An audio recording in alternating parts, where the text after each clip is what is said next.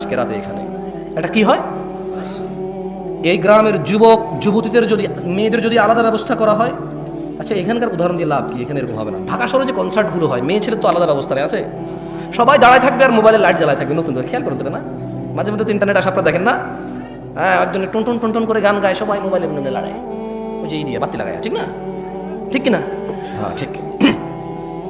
তো আপনি দেখবেন ওখানে ছেলে মেয়ে উভয়ের উপস্থিতি প্রচুর, টিকিট পায় নাই, পাড়াপাড়ি করতেছে, আর্মি পুলিশে পিড়ায় লাইন ধরতে পারে। বলেন তো মিউজিক শোনা হারাম না হালাল, নাচ দেখা হারাম না হালাল, কে জানে না? একজন হাত তোলেন যে এটা জানেন না, একজন লোক হাত তোলেন যে জীবনে আজকে প্রথম জানছেন গান শোনা হারাম, এর আগে কোনোদিন শোনেন না, হাত তোলেন।